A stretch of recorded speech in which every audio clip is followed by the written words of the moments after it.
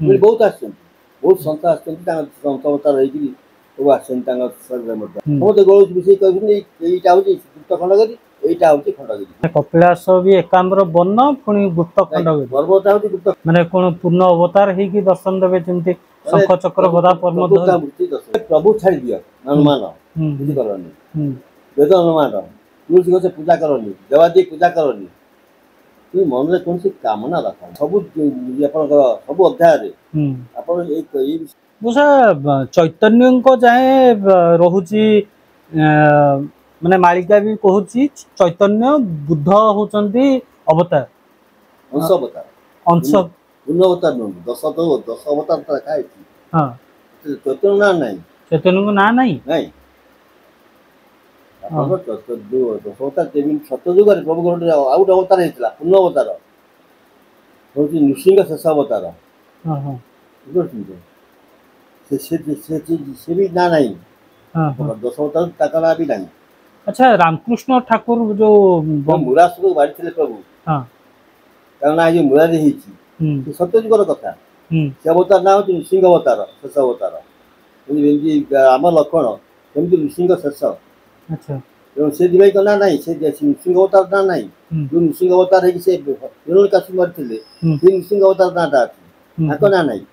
तेणु से चैतन्य नुहति पूर्ण अवतार नुहति अंश अवतार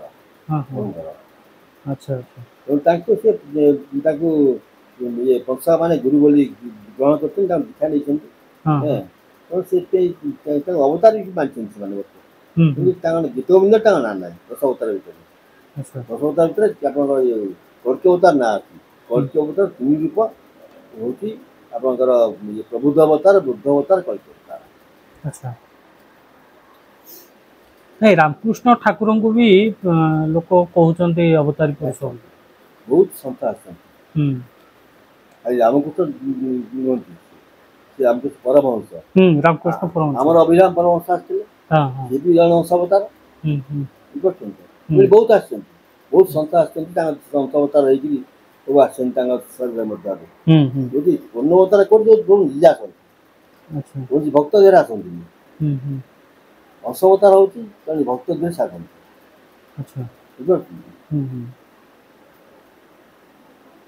पुणी आउ गोटे प्रश्न उठू खंडगिरी ना लिखाई बालिका बहुत जगह गुप्त खंडगिरी लिखाई गुप्त खंडगिरी हाँ दुटा जिन लिखाई खंडगिरी किए गुप्त खंडगिरी किए जाना दरकार समस्त गौड़ विषय कहते यहाँ हूँ गुप्त खंडगिरी यहाँ हूँ खंडगिरी भुवनेश्वर ना देखुनी खंडगिरी खंडगिरी भी हूँ गुप्त खंडगिरी पुराण पुराण अच्छा निजर ये उद्देश्य साधन करने देखो कौन लिखते आम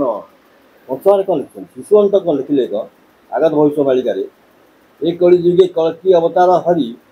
श्री खंडगिरी प्रभु थे विजय करी कल्की अवतार बेले प्रभु खंडगिरी विजय करते अंक लिखिले प्रमाण देते दर्शन बालिका लिखिले नवकल्प ठार प्रभु उदय होते मणिनाग खंडगिरी कपिलास ठाकुर क्लियर कले दर्शन कपिलास हूँ गुप्त खंडगिरी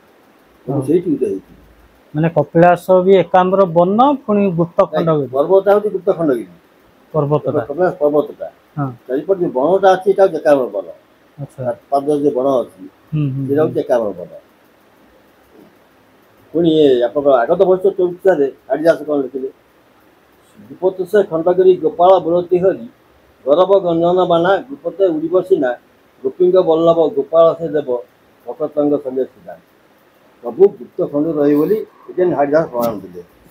खंडगिरी नुहे गुप्त खंडगिरी रे गुप्त से खंड लिखिले खंडगिरी नुहे गुप्त खंडगिरी प्रभु रे खंडगिरी रही प्रभु किलो आसवे ठीक खंडगिरी जहाँ आसवे प्रभु खंडगिरी आसवे खंडगिरी का लीला अच्छी गोटे ये आरंभ शेष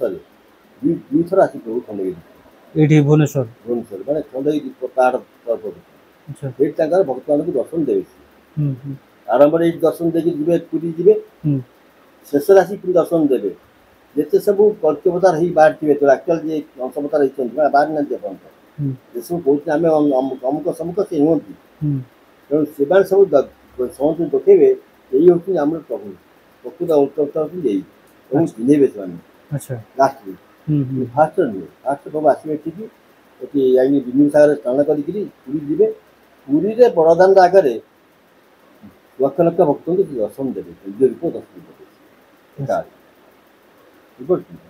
माने कोन पूर्ण अवतार हे कि दर्शन देवे जेमति शंख चक्र गदा पद्म मूर्ति दर्शन देवे अच्छा चतुर्था मूर्ति दर्शन देवे तब युद्धव चरित्र जगन्नाथ दास लिखिले गोपन देव अनंतपुर अच्छी देवन स्थान गुप्त खंडगिरी ताकू जानी मुझे कहले आम आश्रम क्योंकि प्रभु जो चाहिए सेटा ही गुप्त खंडगिरी आगे आम प्रमाण दे प्रभु रहे कपिलास तेणु कपिलास ही खंड गुप्त खंडगिरी अनंत मंडल से गुप्त गुहा स्थान चढ़िया गुप्त खंड गिरीर मध्य से रे मोर पाद थाई महिमा प्रकाश हम एका से ये जसवंता फेरिलाकू मालिका कौन लिखिले से ढेंकानाल से कौन अनंत मंडल जो प्रभु रे से अनंत मंडल ढेंकानाल आम अनंत मंडल लिखिले गुप्त गुहा स्थान गोटे गुप्त जगार गोटे पाखापाखि गोटे थी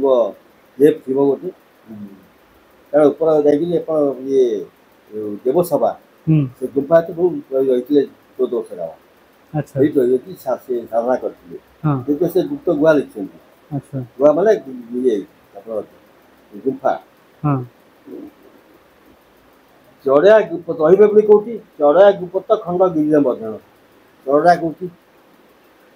जानथिबो क्या बस स्टैंड पाखे जो मुंडियाटा अच्छी ऊपर सर्किट हाउस हाँ हाँ हाँ तार ना चढ़िया पर्वत अच्छा चढ़िया पर्वत कहते ओहो गोटे ढेंकानाल बस स्टैंड को लागी गोटे अछि ऊपर को रास्ता हाँ हाँ हाँ सेटा होची चढ़िया पर्वत हाँ हाँ ता सेठी खंडगिरी कपिलास हाँ ता मझे प्रभु विकास करिवे मधामती स्थान कोटी जगह सी मधामती जगह से प्रभु रहिबे अच्छा सेठारे रहिबे मोर पाद थाई महिमा प्रकाश हम एका से सेठा महिमा प्रकाश कर अच्छा ये होची द्वितीय जन्म कथा हाँ द्वितीय जन्म भी सेठी कल्की अवतार ले भी प्रभु सेठी रहिबे प्रभु से ये जगहटा आप आगे आज कही दूसरी मुझे लेखा अच्छे प्रमाण दे दी आपको भी लिखिं that is the headquarter of the world Dhenkanal हम ढेंकानाल माने religious headquarter of the world अच्छा 21 कोश 50 वर्ष 21 वर्ष मैंने 42 किलोमीटर 12 वर्ष टाउन शिक्षा अच्छा और से सब ये देशर एम्बासी रही से यूनो भाया संस्था हम तो सी रही यार भेरी लकी आम ढेंकानाल अच्छे बोली आम भावते जो खराब बोली ढेंकानाल कौन किणुं ढेंकानाल बहुत इम्पोर्टाट अच्छी फ्यूचर रे आज नुहे आउ गोटे जिनस बहुत लोक महिला गोस्वी मान था या कही महिला गोस्वामी वेद को मना कले वेद हूँ हिंदू धर्म मेन जिनस मना कले बेणियापाई तुलसी पूजा मना करते देवादेवी पूजा मना करते तेणु ये हिंदू धर्म नुहति ये प्रभु नुह कहीं मना करते वही कौन बौद्ध रूप है गुरु रूपे ज्ञान देवु कलिनाश बाना प्रकाश करी अति क्षीण रूप को न चिन्हे कहीं पूर्वर भक्त एका तीन ठाई दशरथा सीता मारिका पंच मध्याह कहले कौन तू बौद्ध रूप ही आसे प्रभु बौद्ध मान बुद्ध बुद्ध रूप ही प्रभु आस बुद्ध अवतार जहाँ प्रभु जहाँ करते बर्तमान से करेंगे नीति नियम पालन करेंगे अच्छा बुद्धदेव कौन करते आपंकर वेद को मना करते तुलसी पूजा मना करते देवादेवी पूजा मना करते भगवान कि ना बोली कही भगवान बोली क्या माननी दरकार नहीं तुम्हें निष्काम उपर काम कर कौन कामना रख तुम कर्म कर मैंने गीतार जो कर्मयोग तार पुरस्कृत प्रभु खेल करते अच्छा ताले निजी मनुष्य कामना न रही खाइबा नथ कि से इमिडिएटली मृत्यु पर मोक्ष लाभ कर अच्छा जेपर्यंत आम मन कामना थी आम मोक्ष लाभ करें कारण पूर्ण करने आउ थे आम जन्म नाक पड़े से जन्म किसी कामना आसो पूरण करने आउ गोटे जन्म नवा आम तेणु बुद्धदेव निष्काम धर्म प्रचार करते ଲୋକମାନେ କହିଲେ କିଛି କର କାମନା ବିହୀନ କର୍ମ କର, ହୁଁ କାମନାର ବିନାଶରେ ଦୁଃଖର ବିନାଶ। ଆମେ ଗୋଟେ କାମନା କରୁଛେ ଗୋଟେ ଅମୁକ ମିଳନ୍ତା ସମୁକ ମିଳନ୍ତା। ମାନେ ସେ ସମୟରେ ଦରକାର ଥିଲା ସେଇ ଭଳିଆ ହଁ କିଛି, ମାନେ ଯୋଉ କଥା କୁହାଯାଇଛି ଯୁଗକୁ ଯୁଗ ଏହି ମତେ ପରମାନନ୍ଦ ଏ ଜଗତ। ଆଚ୍ଛା। ସିଏ ତାଙ୍କର କହିବା କଥା କଣ, ତୁମେ ପ୍ରଭୁ ଛାଡ଼ି ଦିଅ ଅନୁମାନ ହୁଁ କିଛି କରନି, ହୁଁ ବେଦ ଅନୁମାନ, ତୁଳସୀ ଗଛ ପୂଜା କରନି, ଦେବାଦେବୀ ପୂଜା କରନି, ତୁମେ ମନରେ କୌଣସି କାମନା ରଖନି। ଆଚ୍ଛା। ଯୋଉଟାକି ଗୀତାରେ ବୁଝିଛି ପ୍ରଭୁ ହୁଁ କର୍ମଯୋଗରେ। ହୁଁ ହୁଁ ଏବଂ ଗୀତାର ସବୁ ଆପଣଙ୍କର ସବୁ ଅଧ୍ୟାୟରେ ହୁଁ ଆପଣ ଏଇ ବିଷୟ ଲୋକ ପାଇବେ ଯେ ନିଷ୍କାମ କର୍ମ କର ବୋଲି। ଗୀତାର ମୂଳ ତତ୍ତ୍ୱ ସେଇଟା, ନିଷ୍କାମ କର୍ମ। ତାକୁ ବୁଦ୍ଧଦେବ ବୁଝେଇଥିଲେ ଆଚ୍ଛା। ଏବଂ ତା ପାଇଁ ତାଙ୍କ ପାଇଁ ବିଧାନ ଥିଲା। ତାକୁ ପଢ଼ି ଶୁଣେଇବି ଆପଣଙ୍କୁ। ହୁଁ ତା ପାଇଁ ବିଧାନ ଥିଲା ହୁଁ ହୁଁ ପ୍ରଭୁ ଏହା କରିବେ ବୋଲି। ସବୁ ଯାହା କରନ୍ତି ଆସିଲା ପରେ ହୁଁ ଆଗରୁ ତାଙ୍କ ପାଇଁ ବିଧାନ ଲେଖା ହେଇଥାଏ। ଆସିଲେ ସେ ଏଇ କର୍ମ କରିବେ, ଏଇଭଳି ରହିବେ, ଏମାନଙ୍କ ସାଙ୍ଗରେ ରହିବେ, ସେ ପ୍ରଭୁ ପାଳନ କରନ୍ତି। ହୁଁ ବୁଦ୍ଧଦେବ ସେ ପାଳନ କରିଥିଲେ। ହୁଁ ଯେହେତୁ ମହିଳା ଗୋସାଇ ସେଇ ବୁଦ୍ଧ ରୂପରେ ଆସିଲେ ଆଉ ଥରେ, ହୁଁ ସେ ବି ସେ ପାଳନ କଲେ। ହୁଁ ତା ଛଡ଼ା ଆଉ ଦେଖନ୍ତୁ,